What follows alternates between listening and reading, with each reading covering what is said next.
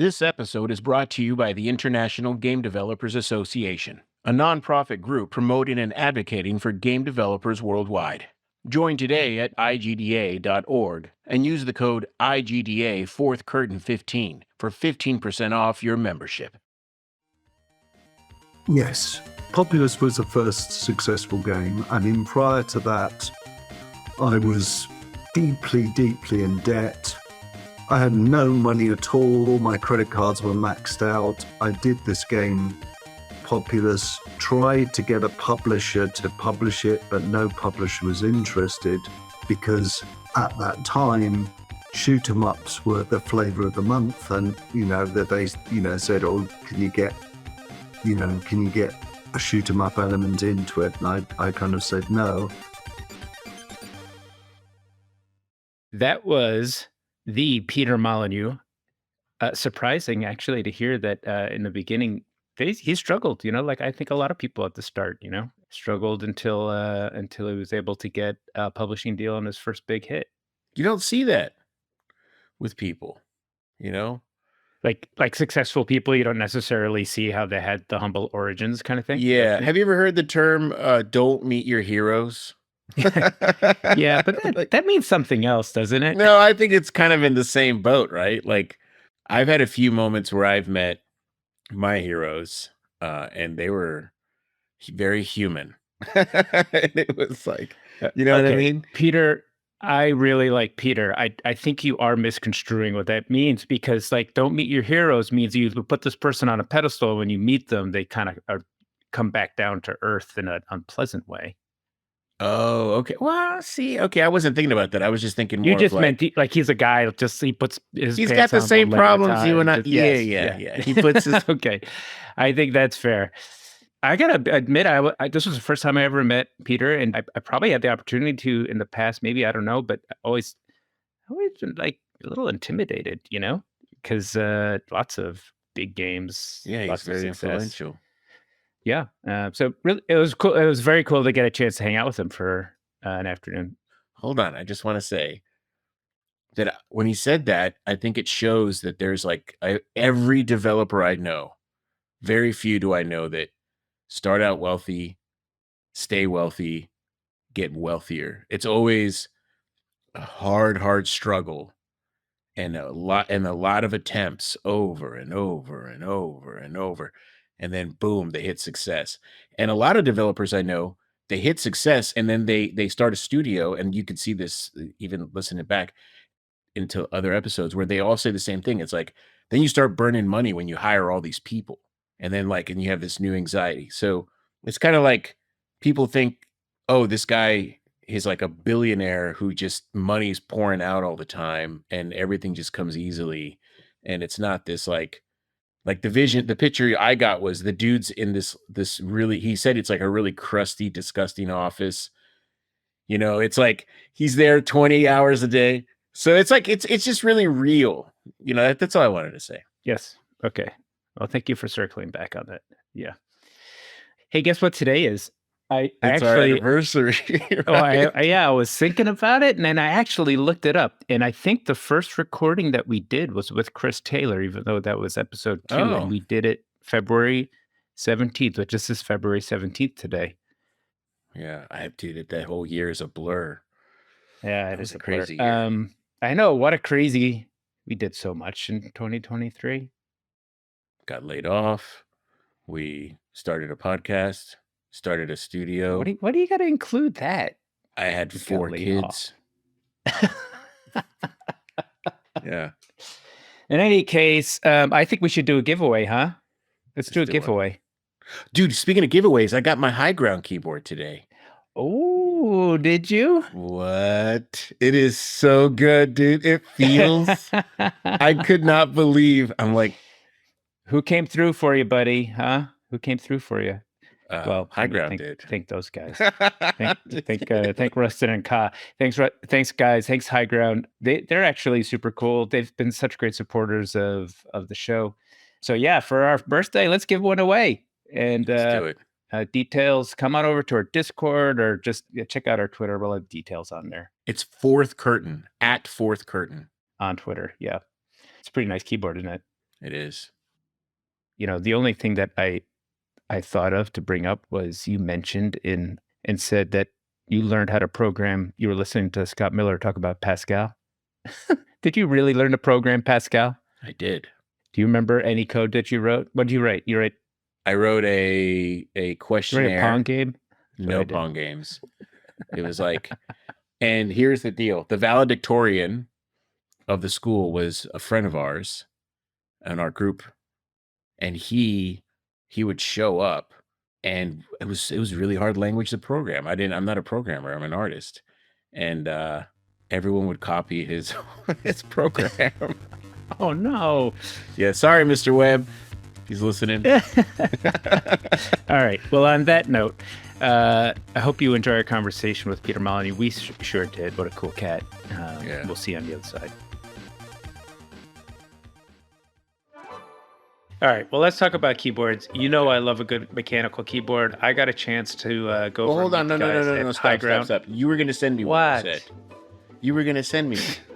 That's how the conversation started. Listen, if you want to get yourself a keyboard, you could win one, right? Yeah, you should be following the Fourth Curtain. You should be on our Discord because we're giving away a high ground, high performance keyboard.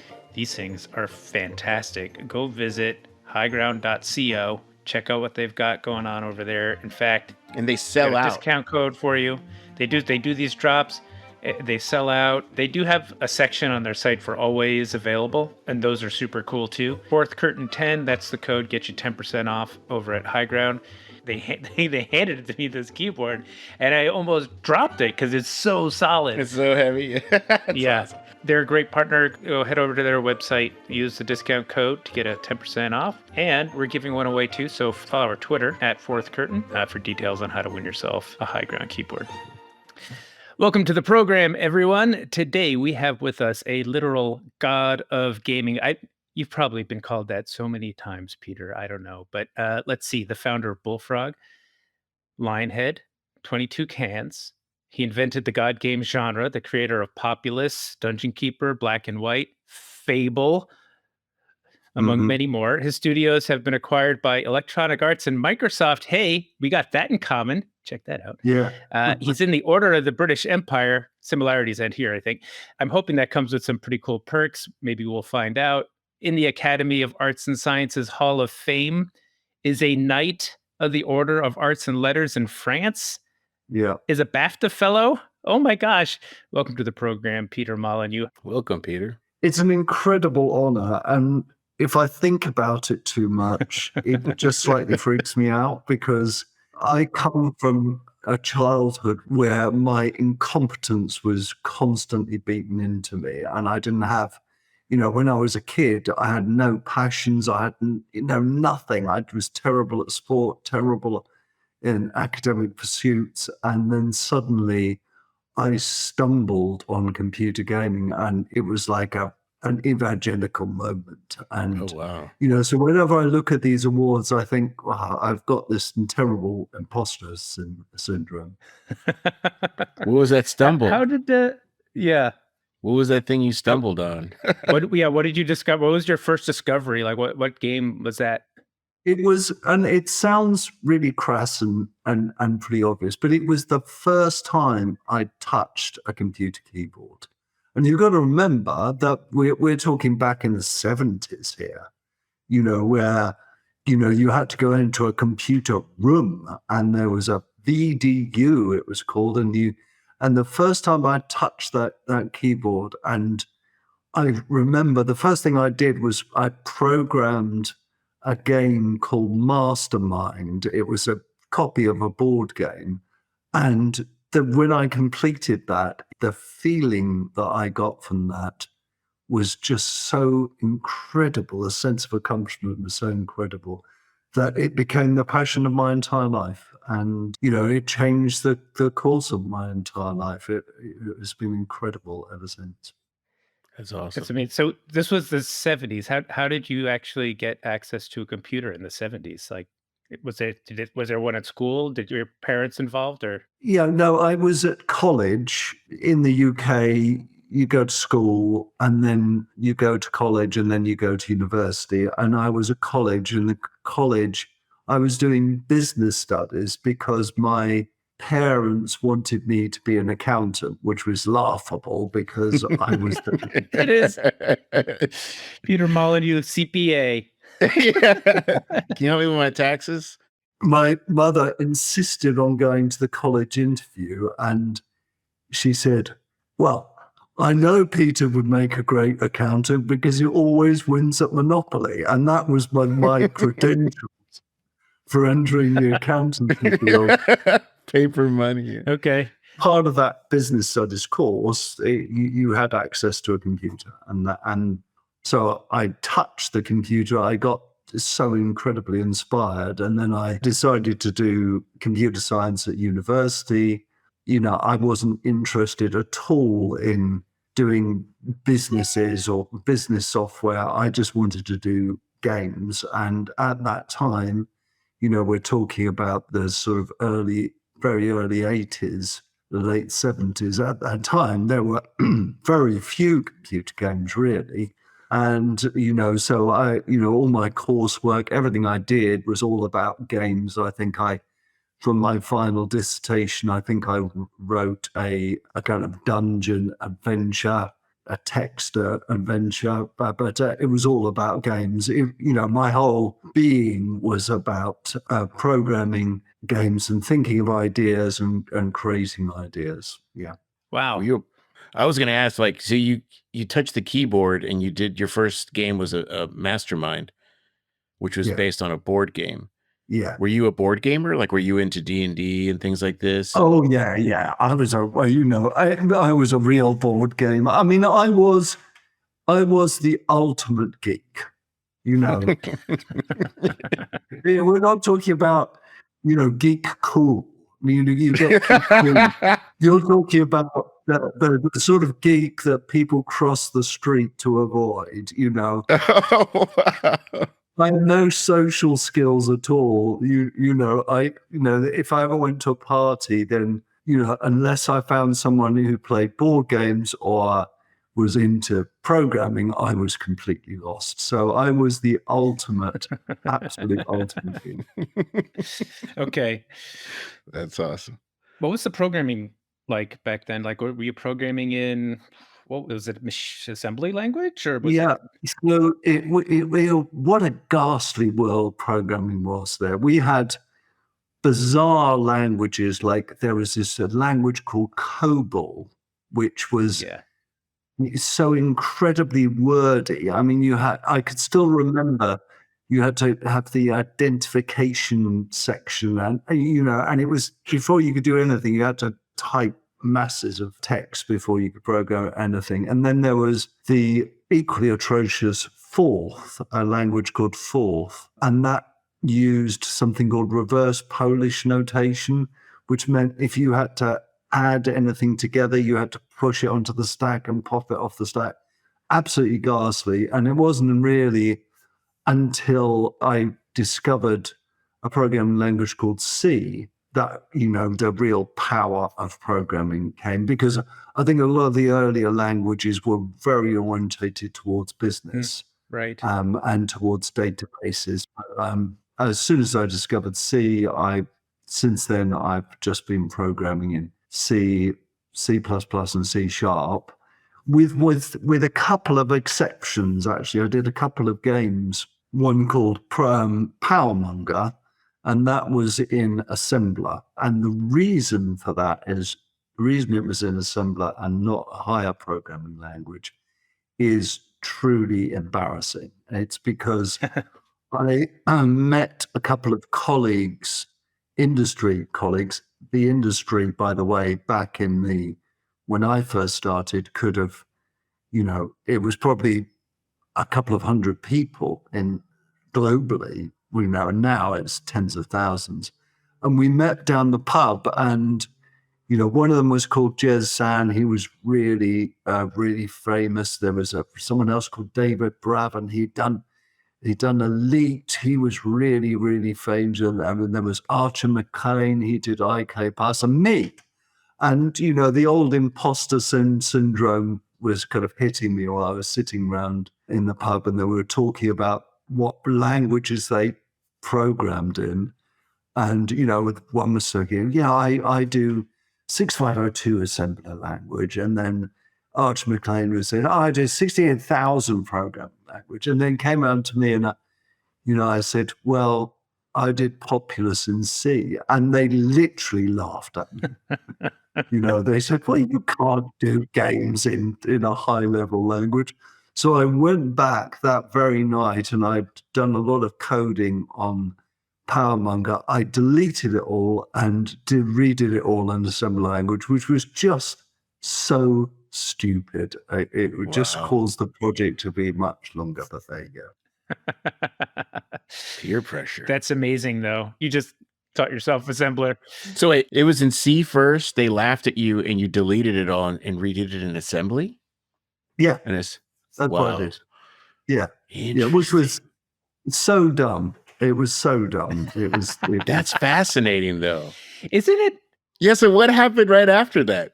I'm sorry to cut you off here. The next time I met them, was proudly said, "I've done all my stuff in assembler now," and the bastards turned around and said, "Well, we're using C now." Oh my God. Of course. Dude, life lesson right there. That's awesome. Yeah. Absolutely right lesson. Go your own way and stick to it. Kind of bonkers that people are still programming in C, or C++ or C Sharp, which are very close derivatives of C. It's like, that's been pretty durable as far as a programming language. It has. I mean, we don't want to turn this to a programming discussion, but I think the problem is with these higher level language, they get very, very bloated. Like C++ now, in my opinion, is just this huge, enormous, spider's web of complexity. When C++ and C first started, it was very simple. The whole language could be defined in one book. There was one Bible we always used to read called Curdman and Ritchie. And, that was wonderful. But it did mean in the early days of the gaming industry, especially and in programming, actually, that everything we did had to be invented.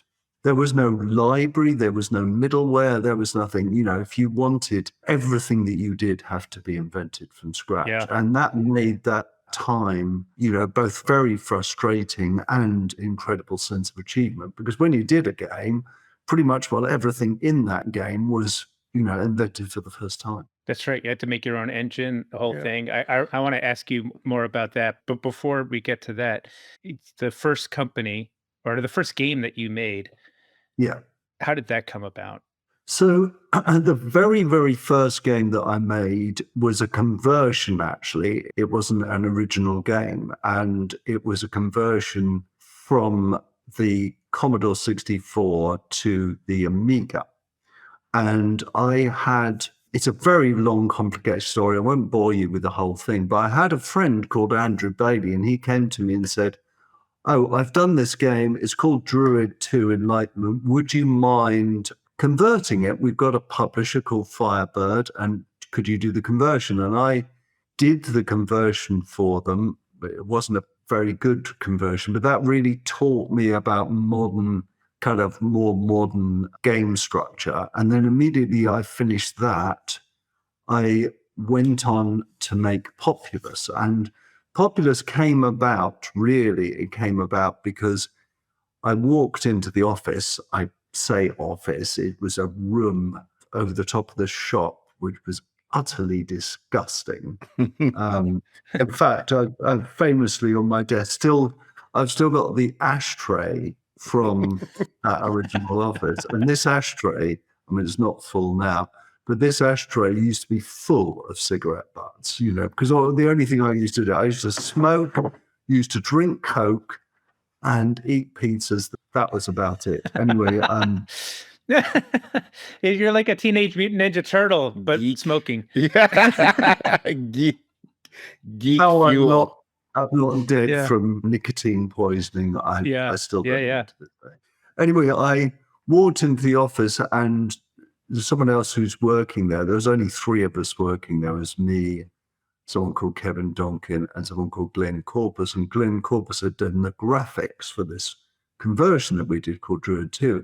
And he was playing around with some graphics, and he'd just drawn these isometric blocks and was putting them together. And I thought it looked really interesting. So I said to Glenn, "Hey, Glenn, give me those blocks and I'll just put them together." And I put them together into kind of a landscape. If you don't know Populous, you play on this landscape. I see it in my head right whenever you said it. And had these little people. I always loved the idea of a little world, you know, a little living world. And I had these little people crawling over the landscape. But because of the power of the machine and because of me not being particularly knowledgeable, working out how these little people navigated around this landscape was a problem. And, you know, I couldn't work out an efficient way of doing it. So instead, I just got it so that when you're playing the game, you could raise and lower the landscape to allow the little people to navigate around.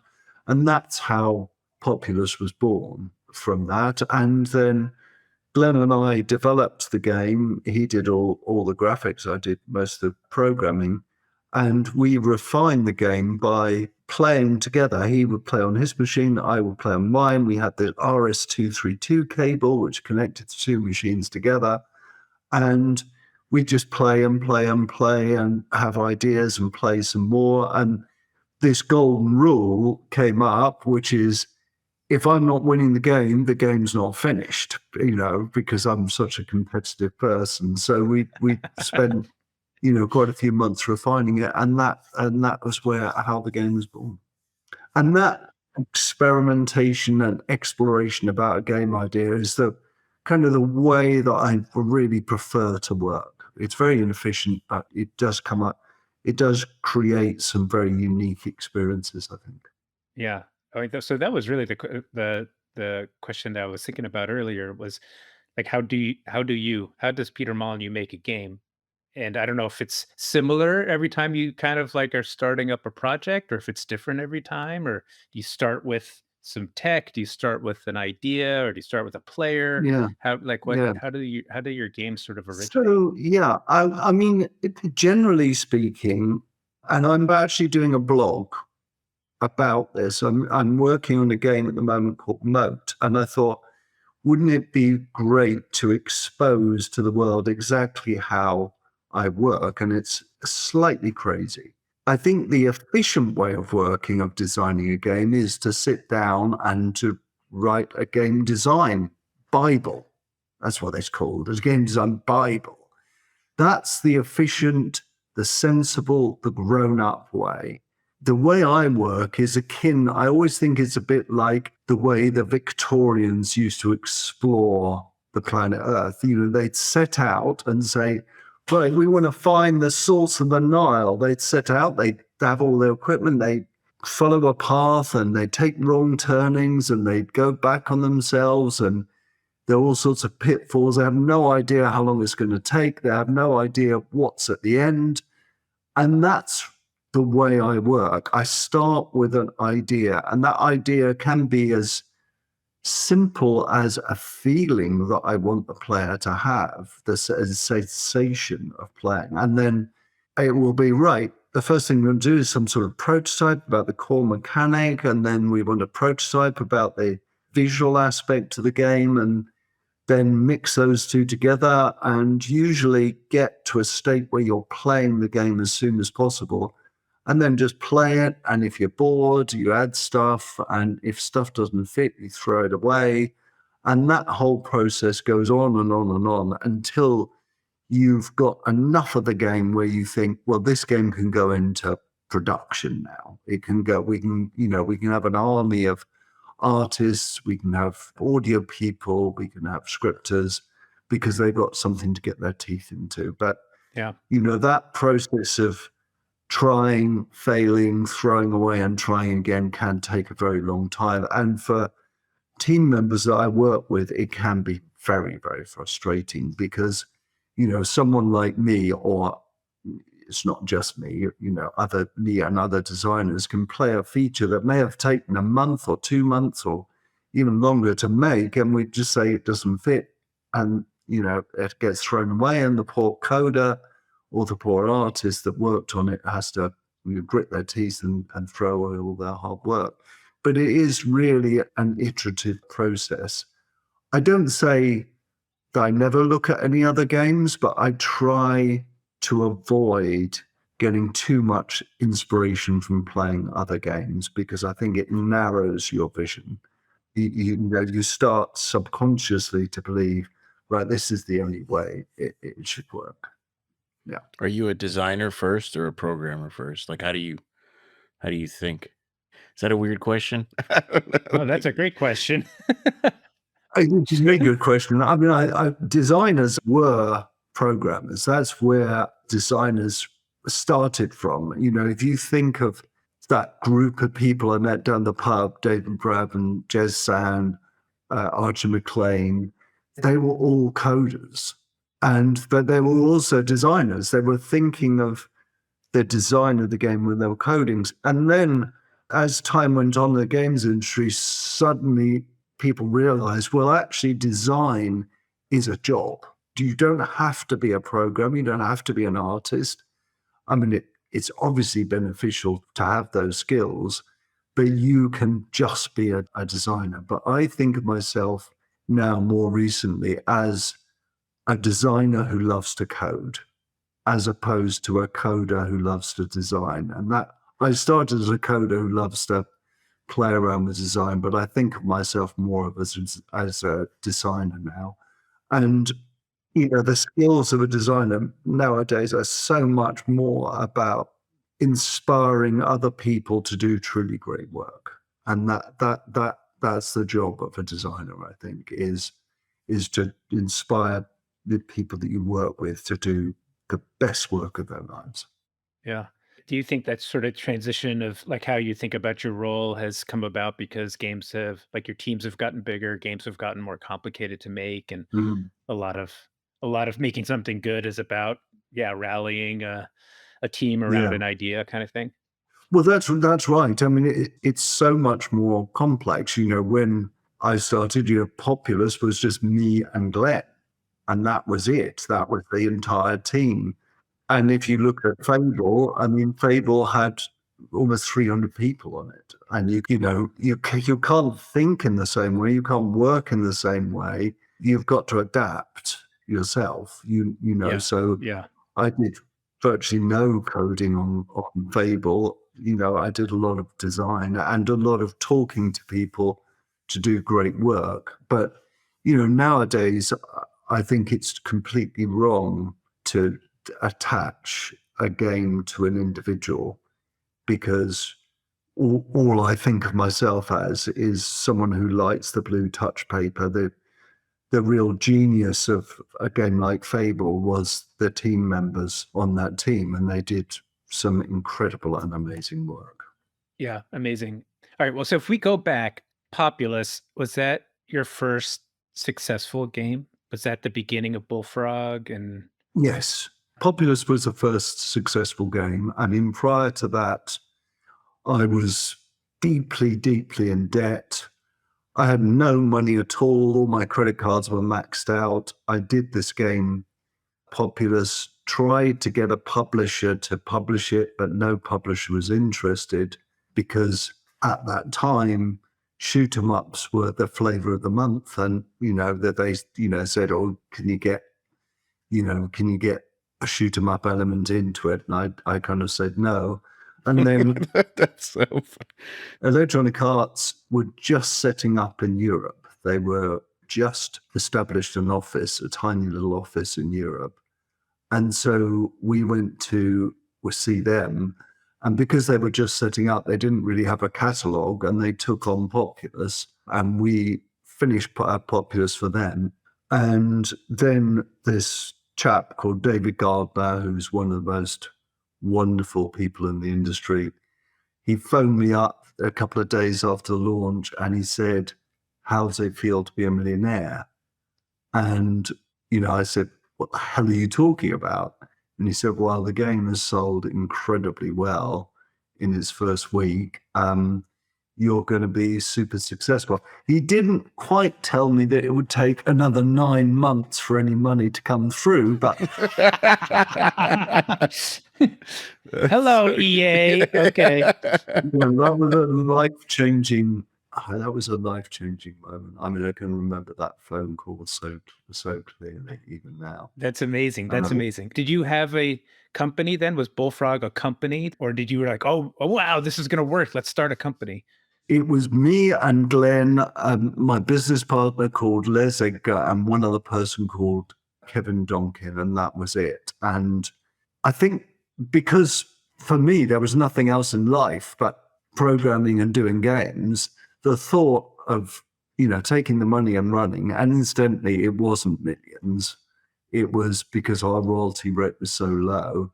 There was never a question in my mind that we shouldn't go on and make another game. And in fact, that's exactly what we did.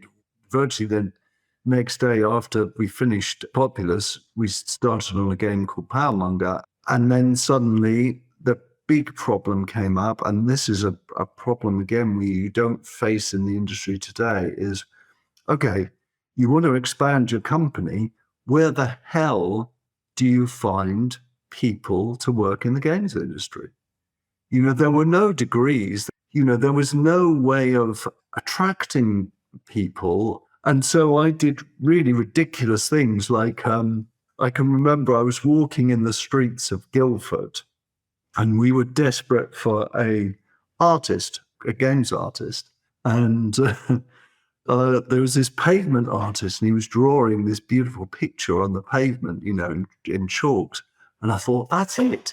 I'll offer him a job. He's probably going to be so grateful. He's probably on the streets and living. So I went up to him and said, I've got a great idea. Would you like to become a computer artist for a games company? And he looked at me in the face and said, you can't afford me. I make $500 a day from my art. And this was the problem. Finding people was next to impossible. That's amazing. Wow. I mean, like you said, there was like maybe a few hundred people in the industry back then. Yeah. Well, the first games developers conference I went to, there were 300 people in the at the conference. I think the last one was like 60. I think it's like 30,000 people go now. Yeah. Crazy. Okay, so that's how Bullfrog got started. Really Populous, put you on the map. David Gardner, who we know as well. Great. Yeah. Calls you up. Who wants to be a millionaire? That's amazing. And then, so you kept working with Electronic Arts through, I guess, Dungeon Keeper, and they eventually wanted to buy the company, huh? So we did Populous, obviously, then we did Powermonger, then we did Syndicate. This is all through Electronic Arts. Then we did, I always get the order slightly wrong. Then we did Magic Carpet. Oh yeah, Magic Carpet. I remember that. Yeah.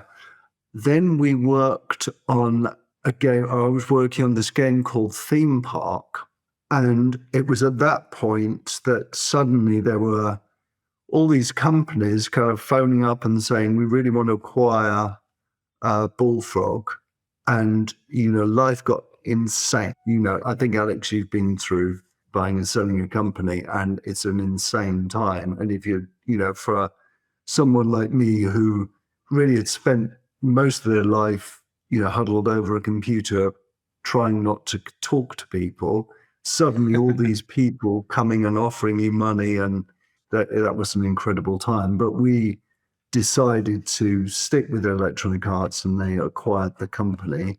And then we finished a game called Theme Park. In fact, this game called Theme Park was hugely successful in Europe and Japan, and also successful in America. And I did that with someone called Demis Zarbis, who's gone on. Demis now runs Google AI. He's the head of Google AI. Oh, wow. So that was an incredible experience. And then He's going to save the planet or other. Yeah. And then finally, the final game that I worked on at Bullfrog was Dungeon. Right, right, right. Okay. It's amazing that your gamography is so varied, so many different kinds of games, so many is there a reason for that? Is it like, okay, I've done Yes. that. I want to go do something new Yes. now every time. No, there Yeah. is a reason, and it's a really pathetic reason, if you really want to know. The reason is back in the 80s, the worst sin that you could commit was to do a sequel. Because you were all the press would you're always cashing in.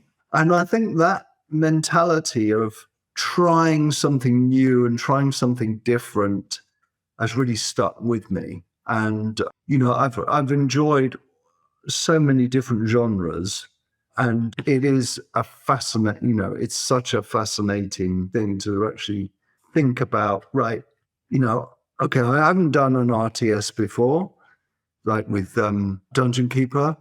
What is it about RTSs do I love and what do I hate? And that's what makes it. The same with Fable is that we had never, while we were doing Dungeon Keeper, the Dungeon Keeper team, which was me and Simon Carter and Dean Carter and Mark Healy and these incredibly creative people, we were talking about role-playing games and talking about really our frustrations with role-playing games, how at that time, and this is, the late 90s, early 2000s, at that time, role-playing games were either just cutscenes stitched together, or they were just very, very number and statty. And we really talked about, if you really want to play a role-playing game, we wanted to be like Dungeons and Dragons, we want to get people to be able to imagine themselves in the game. And so, different genres of games have always held fascinations for me. Yeah. Yeah, I mean, that makes me think so many things. It's like, how do you get off making the best version of a genre game your first try? So that's a compliment, Well, thank you. most people spend their whole career in a genre, to actually break out. So that's pretty amazing.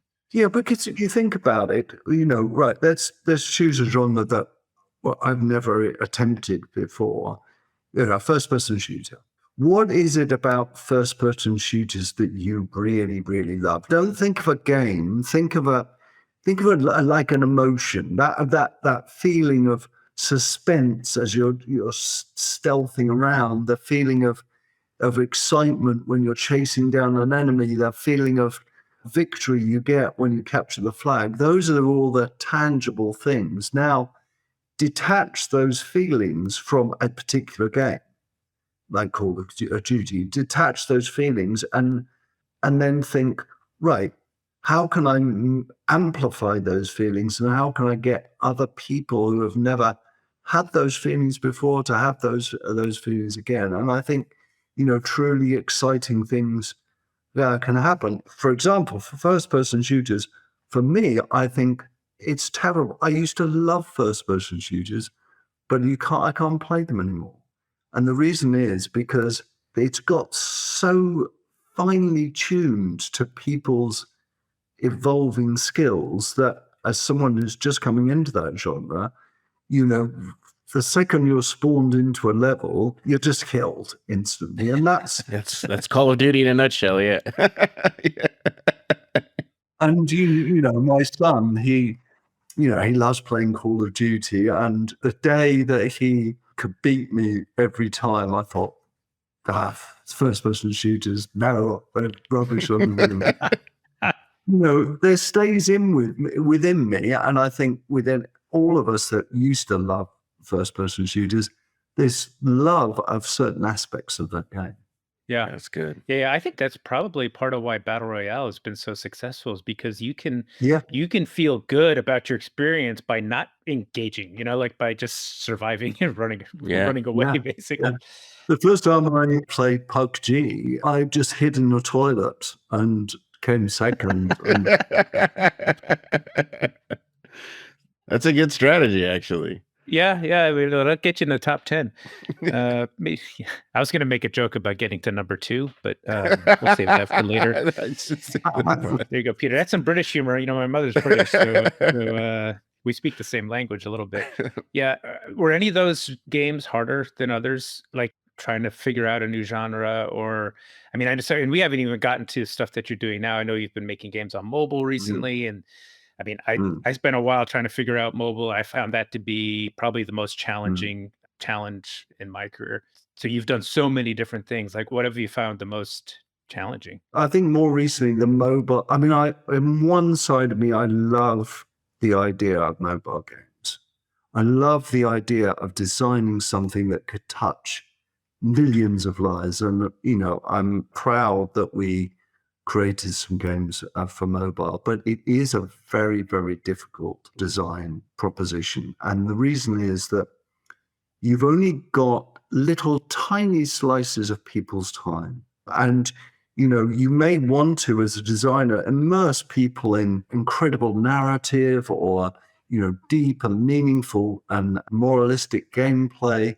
But if you only got 10 minutes of people's time once a day, it's very hard to have a consistency about what people's playing. And then that's one side. But the other side of it is, for me, and again, this is purely personal, I'll probably get in enormous trouble for saying this, but for me, I think the whole free-to-play genre has become very, I'm going to say stale, because I think there is a playbook of how a free-to-play game is done, and people follow the playbook, and that playbook is very, very destructive of innovational gameplay, because the free-to-play mechanics is you've got to ask people for money, and you've got to, there are certain ways of psychological ways of doing that.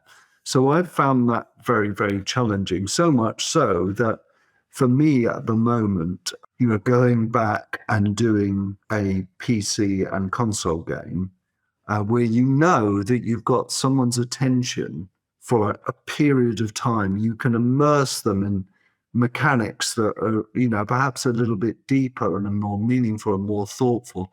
And consequently, the holy grail of a designer is to make the person playing the game think about the game when they're not playing the game. And that's just a wonderful, wonderful thing to have. Right on. Cool. Does that make sense? It does. It totally wrapping It does make sense a lot. No, And I agree with you. I think especially now that it's gotten even more challenging on mobile, that the constraints, or at least the perceived constraints for how to make a successful game on mobile in free to play, start with the business and almost have to end with the business. And it Yeah. leaves much less room for doing new creative stuff. And I can Yeah. imagine for somebody like you who really thrives on treading new ground and learning new things, and sort of like leaning into something that they like, but like putting their, stamp on it. That's got to be an extra challenge. Yeah. That makes total sense. Yeah, it Um, is. yeah. Well, we kind of skipped over Lionhead. So like, how did Lionhead start? And how did Fable? I mean, you said 300 people working on Fable, and that was like probably the early 2000s. Mm. And that was right when we were doing Halo, and we had probably 80 people on that team. So 300 at that time, big team.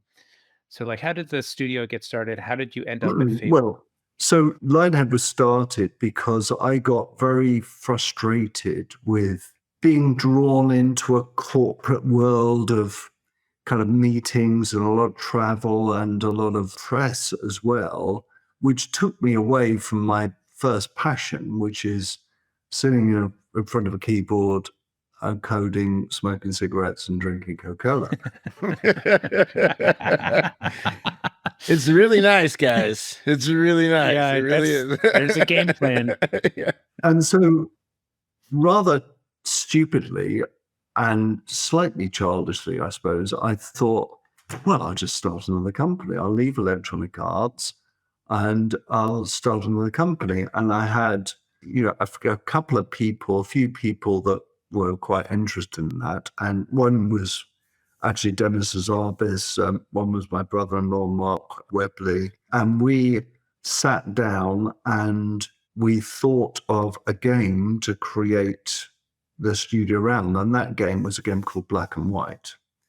Now, Black and White was probably the most physically challenging game that I ever worked on. And this was in, again, the late 90s, early 2000s, when crunch the life-destroying crunch was fully accepted. And I think as a team, we crunched for probably almost 2 years. And when I say crunch, I mean 7 days a week, minimum of 12 hours a day. Thank God we don't live in that world anymore, because it would destroy people's lives. And I feel truly sorry for doing that. But I mean, it was an amazing experience to develop, because the idea is, well, we'll take some AI and we'll turn that AI into a game. But really a game about teaching this sentient creature morals and behaviors, and that's what we created. But everything we did, we had to do the engine, we had to do the AI tech, everything had to be stitched together and do it. And I still feel incredibly proud about Black and White. It was a truly amazing experience to develop. That was the first game that you guys released as Lionhead. That was the first game that there are lots of unique things about Black and White, but it was really the first game that I ever worked on when there was real fan interest. The internet was fully blossoming there. There were all these fan sites out there. They were all, commenting on the game and excited about the game, where prior to that, the only interface you had with gamers was through printed media.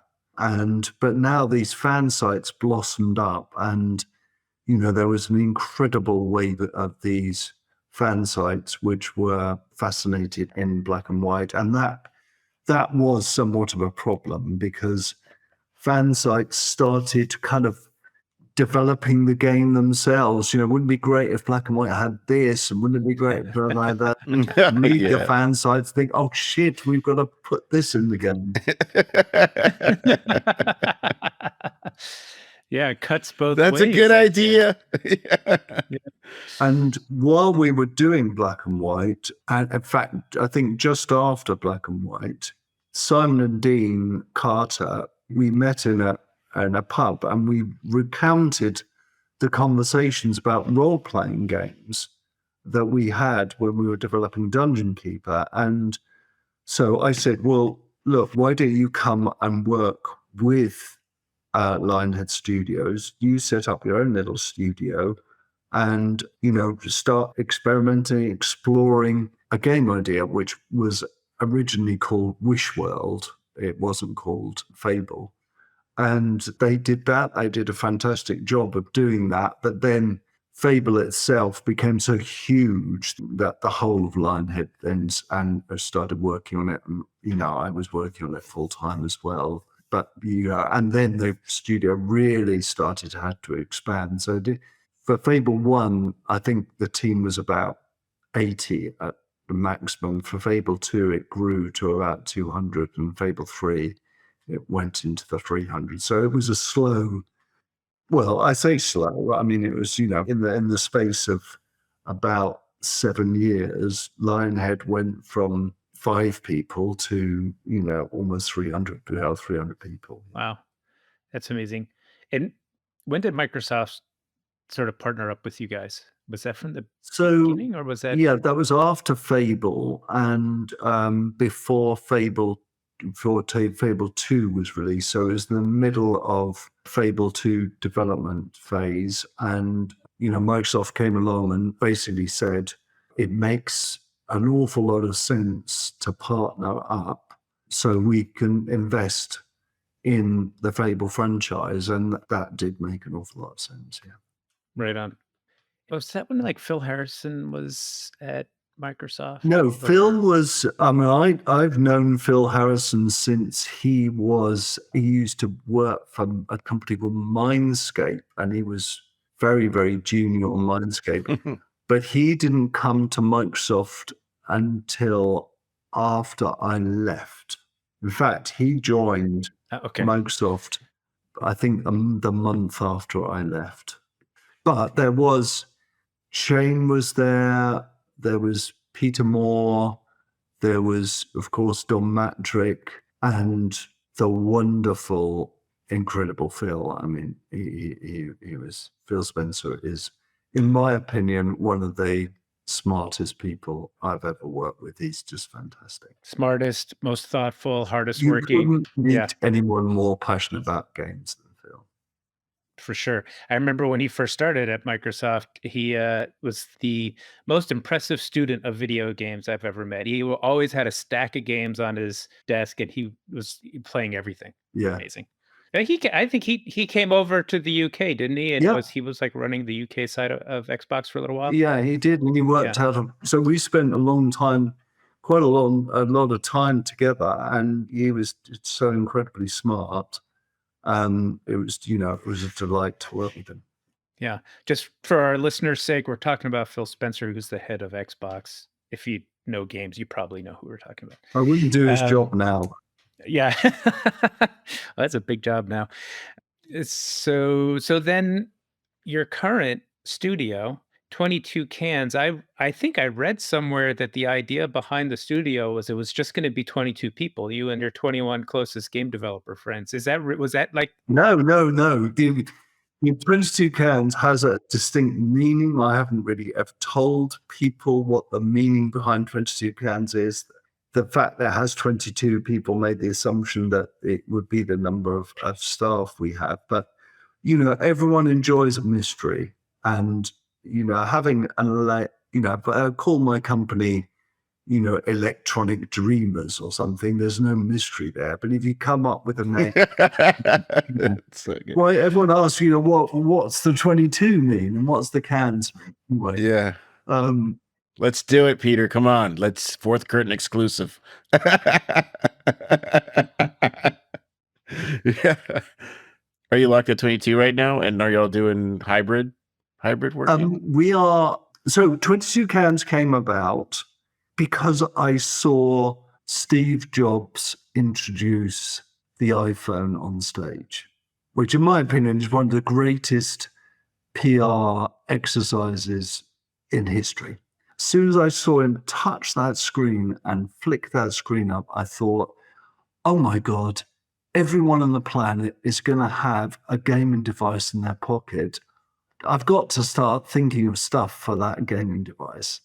And so, again, rather silly of me to leave Microsoft because it was a fantastic place to work and to start up 22 Cans. And it's been hard and tough, but it's been very exciting. Okay, so you're not going to tell us the meaning of the name then, huh? I know. Perhaps I'll announce the name at my funeral, and then at least somebody. Okay. Hopefully very, very far in the future. Yeah, it's interesting though that you described the iPhone when you first saw it that way. Because I had a similar but slightly different. Like when I saw that presentation, I don't know if it was like that moment or maybe it was like a week later or something. It clicked for me that device had a version of OS 10 running this thing, and I was like, "Oh, holy shit! That's actually a computer." It's not a phone. You call it a phone, but it's a computer. And it took me a lot longer than you to realize that everybody was gonna have one. It was when he touched the screen, because if you think back to a game I did called Black and White, you actually had your hand that you could touch the world. And I immediately, my imagination went, oh my God, you could touch the world. Imagine touching, a game world, how incredible that would be. And, that's what kind of got us, the first real game that we did was born out of this idea of sculpting the world and touching the world and dragging, and how delicious and delightful that mechanic could feel. And the fact that, everyone was going to have one. And, I think that has come to pass now. Is pretty much, well, everyone in the Western world at least has a phone with them 24/7. I still think that gaming hasn't really found its home on mobile devices. Yeah, we've got Candy Crush and we've got, Clash of Clans, but those franchises are over 10 years old now. There should be more innovational stuff, but I don't know what it would be, with people's attention spans as it is. Yeah, I gotta admit, I wish that there was a market for paid games on mobile Mm, because as you were describing it earlier, when you have a player who's vested in the game, mm, they're more willing to be a partner in the experience. Whereas, like, if it's a free to play game as a developer, I think you feel like you have to be selling the yeah, experience the whole time yeah. to be successful, and it's just a different. So, I yeah, think I the agree. other thing that really upsets me is, and this is true for PC and console games, but especially true for mobile games. The games don't have an end; they just go on forever. It's very hard to think of a game idea that is going to be so open ended that in 10 years' time, people will still be playing it. It sounds wonderful, doesn't it? It really does, but it's very hard to tell a story like that. Um, I think TV has done well to have franchises that have been going on for decades and decades, but I don't think computer games quite reach their potential there. Yeah. I wanted to know about 22 cans. Are y'all still 22 people only? No, we're currently 24 people. Oh, That doesn't mean I'm going Uh-oh. to be. Uh-oh. do y'all have a studio? Do you work from home? Are Like the what? are there Because a couple people who are nervous because 'cause you're at 24 and you're like, they're gonna get kicked. We've got 24 people. We have an office on a place called Sony Research Park, which is where the Bullfog offices were, where the Lionhead offices were, and where the 22 "Oh, Cans offices. wow." To describe it to you, have you ever seen a program called the Teletubbies? Oh, yeah. Yeah. Right. It looks a bit like the Teletubbies. It's got green heels. Huh. So it's like your office is underground No, I under wish. under, uh, No, they're under the not lawn? Is underground. it? They're No? not underground. And Okay. we work there, and the way that we work, it's a team that grows and shrinks. So we're just growth spurt at the moment. In fact, we've got the amazing Russell Shaw joining us. He was the audio guy on all the games pretty much that I've ever done from Powermonger onwards. He was a composer for the Fable music, the black and white music. He's coming back and joining us. We're working with a person called Mark Healy, who worked on Fable and Dungeon Keeper and Black and White. We're working Mhm. with someone called Kareem, who worked on Fable. So we're just pulling this moat team together of people who have done some incredible work before. And so the studio will inevitably get bigger, while we're working remote. Cool, cool. What we're kinda coming up at the end of our time, but, what can you tell us about Moat, the new game? Now, you've been very, very polite, you guys, in not touching on my checkered past in public past and PR past, is because I got into an enormous amount of trouble, about 8 years ago for over promising and under delivering and talking about the features in games that didn't exist in the final game. Famously in Fable, spoke about this acorn that you could plant and grow into a tree, and I got in terrible trouble about that. So I have promised, Acorn Gate. myself, the people I work with, my son, my mother, my wife, everyone, that I won't talk about a game until the person I'm talking to can actually play it. And I think that's the right That's smart fair. thing to do. So you're gonna send us a download key so we can play it? Okay. Description of 22 cans, like what it means. I can't wait. Yeah, exactly. Swag. Fair, fair. And you know what? Like, yeah, screw those guys. I mean, come on, like making games is hard, It's very and hard. yeah. And It's very sometimes it's like you said, it's a super iterative process. And I always believe like the last bit is most of the work because that's where you really take something from, okay, this sort of works to now it's really good. yeah.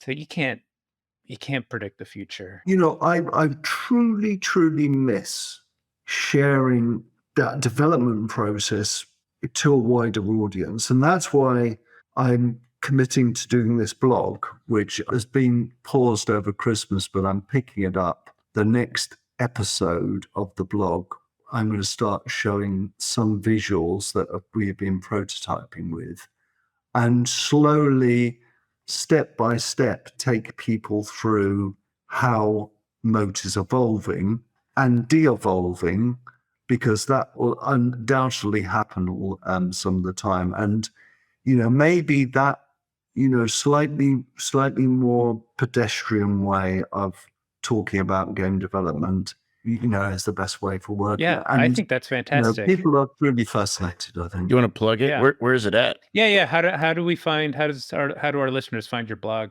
That's a good question. It's an address. Okay. We'll search it up. We'll find it and put it in the notes. Yeah. We'll put it in the show notes. But that would be amazing. Thank you so much. Yeah. There's a WordPress. WordPress. Okay. That'll be a treat for folks to sort of get inside your thinking a little bit. Yeah. I think if you read it, you would, I do come across as slightly insane, but I do think anyway. So there's nothing wrong with that, I think. Right on. But Peter, what a treat it's been to hang out for your evening. Must be about supper time over there. Yeah. Thank you so much for sharing your story with us. It's been great to chat. Well, thank you so much for being interested. I mean, it's truly an honor. And now that I'm in my mid-60s and able to talk to smart, amazing people like yourselves, it's incredible. It fills me with joy. Right on. Awesome. Nice meeting you, All Peter. Right. Thank you. Yeah, we'll see you around. Cheers. Well, that was pretty amazing. It's very good. It's very interesting meeting someone like that and just chatting it up. Someone who's made a lot of games that really changed the game industry, or inspired the game industry. Like my whole life, since I started playing games, it was like I'd go into the store like Newegg or remember the big boxes? Like I remember Populous. That was always on the shelf. Yeah, like CompUSA. Yeah, all the CompUSA era, Software, etc., Babbage's, all those places. Sorry, kids, you don't know what any of those things are, but they used to be at the mall. What was the one? Before GameStop. Funko Land, right? Was another one. Did they have Funko Land? Funko Land, didn't they take over? They had from Toys R Us or whatever when Toys R Us went out. I don't know. I don't remember. But that was my favorite shop. The big boxes. Wait, but does Funko Land have anything to do with Funko Pop? I don't know. No, I don't think so, because Funko Pop. No, they're just totally different, right? Yeah. I thought it was very interesting that, Peter's career, and we talked about it a little bit, and that throughout his career, he would go from one genre to another. Like he didn't stay put, creatively in a single genre throughout his career arc. I thought that was pretty interesting. Yeah, he also made another comment that I think was really interesting regarding that, what you just said, which is he doesn't play too many games, so he doesn't get influenced by them. Like when he's working on a game, he's not like soaking in the competition as he's working.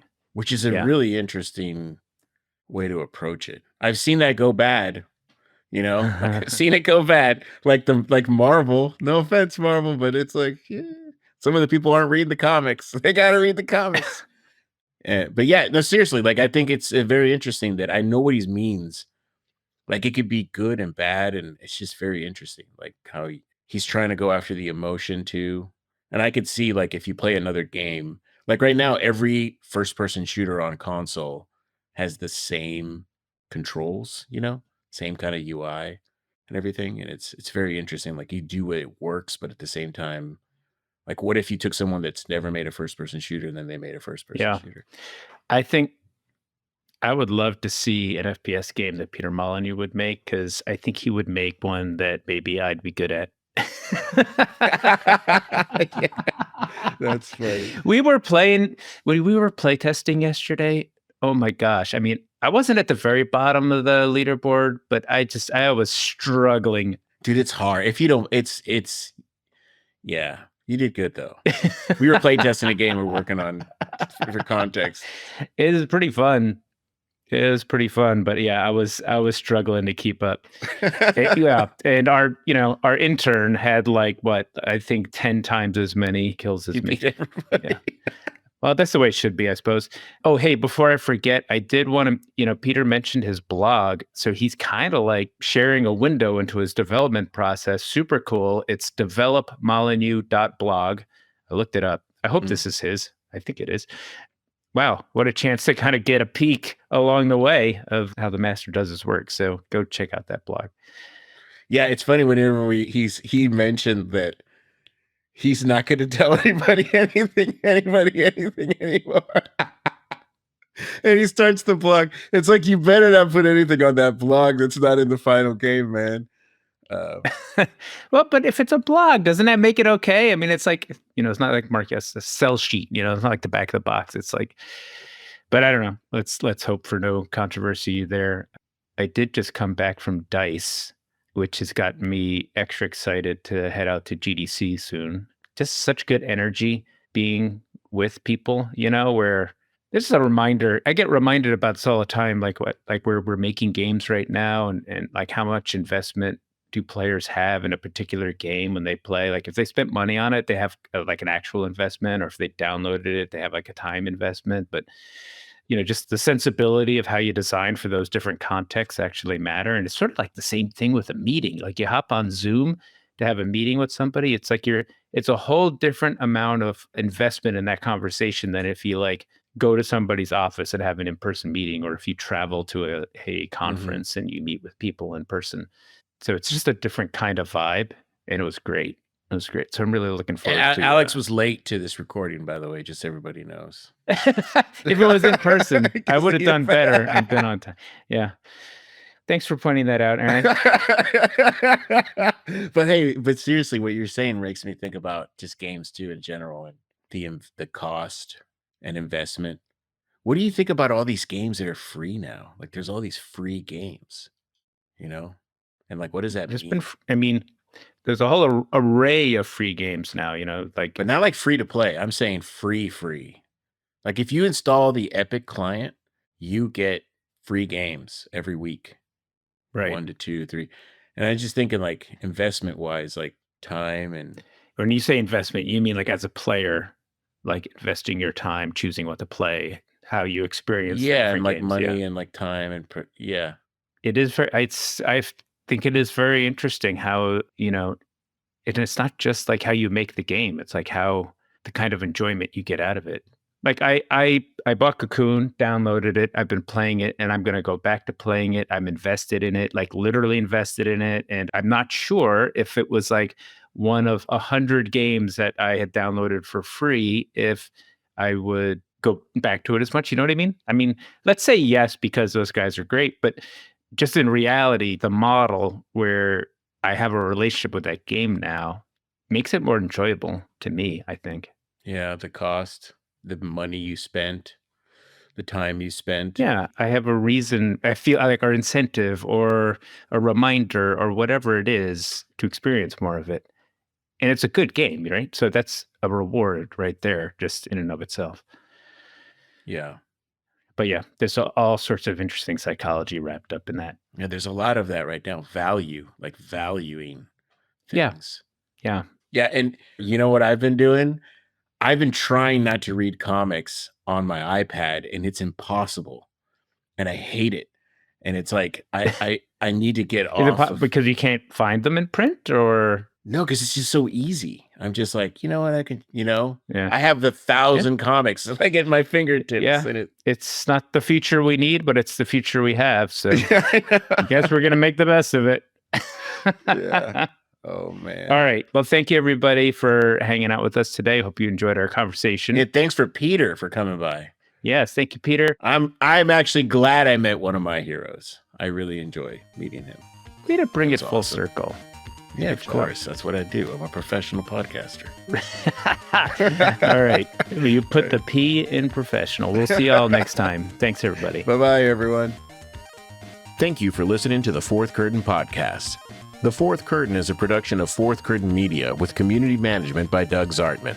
Lovingly edited and mastered by Brian Hensley at Noise Floor Sound Solutions in Chicago. To get a peek at upcoming episodes or to send in questions to the show, visit our site at thefourthcurtain.com. And be sure to follow us on Apple Podcasts, Spotify, or wherever you get your podcasts. Thanks again for listening.